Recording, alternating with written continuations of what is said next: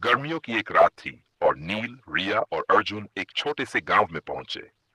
वे तीनों कॉलेज के दोस्त थे और रोमांच की तलाश में अक्सर नई नई जगहों पर घूमने जाते थे। इस बार उन्होंने एक पुराने और रहस्यमय गांव का चुनाव किया था, जहां एक प्राचीन हवेली के बारे में भूतिया कहानियां मशहूर थीं। गांव के बुजुर्गों ने उन्हें चेतावनी दी, हवेली में मत जाना, वहां जाने वाला कोई वापस नहीं आता। लेकिन नील ने हंसते हुए कहा, कहानी सुनने में तो मजा आ रहा है, लेकिन डरने की बात नहीं है। यह सब सिर्फ अफवाहें हैं। अगली शाम वे तीनों हवेली की ओर चल पड़े।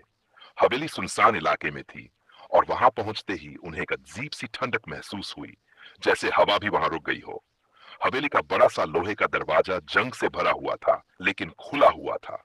हवेली के अंदर कदम रखते ही एक अजीब सी गंध और सन्नाटा था। दीवारों पर पुराने चित्र थे, जिनमें लोगों के चेहरे फीके और डरावने लग रहे थे।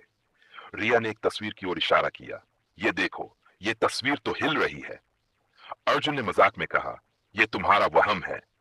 लेकिन तभी तस्वीर से तेज आवाज आई, जैसे किसी ने दरवाजा बंद कर दिया हो। अब तीनों के चेहरों पर डर साफ दिखने लगा। अचानक एक कमरे से धीमी धीमी फुसफुसाहट सुनाई दी। कौन है वहां? नील ने आवाज दी। कोई जवाब नहीं आया, लेकिन फुसफुसाहट तेज होती गई। वे डरते डरते उस कमरे की ओर बढ़े। कमरे के अंदर एक पुराना झूला था, जो खुद ब खुद हिल रहा था। झूले के पास एक डायरी पड़ी थी। रिया ने कांपते हुए डायरी उठाई। उसमें लिखा था, जो कोई भी इस हवेली में आता है वह यहां फंसा रह जाता है। यह हवेली एक शाप है, सावधान रहो। तभी एक जोरदार झटका लगा और दरवाजा खुद ब खुद बंद हो गया। हवेली की सारी लाइट्स बुझ गई और अब केवल एक मोमबत्ती की रोशनी थी। अर्जुन ने चिल्लाते हुए कहा, यह क्या हो रहा है? तभी दीवारों पर परछाइयां बनने लगीं। वे परछाइयां इंसानों की थीं, लेकिन उनका चेहरा अस्पष्ट और डरावना था। नील ने घबराकर कहा, हमें यहां से तुरंत निकलना होगा। लेकिन दरवाजा जैसे सील हो चुका था, बाहर निकलने का कोई रास्ता नहीं था। तभी एक बूढ़ी औरत की आवाज गूंजी, तुम्हें मेरी कहानी सुननी होगी, तभी तुम बच पाओगे। अचानक एक अंधेरे कोने से एक बूढ़ी औरत की छवि उभरी। उसने बताया, यह हवेली मेरे पति ने बनाई थी, लेकिन लालच और धन के कारण उन्होंने कई लोगों के साथ विश्वासघात किया। जिनकी आत्माओं को उन्होंने सताया, वे अब इस हवेली में भटकती हैं। जब तक कोई हमारी कहानी को समझकर हमारी आत्माओं को मुक्त नहीं करेगा, यह शाप जारी रहेगा।